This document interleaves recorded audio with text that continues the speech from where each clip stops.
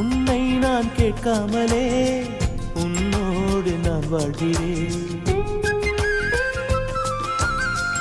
என்னை நீ சேராமலே என்னோடு நீ வாழ்கிறாய்.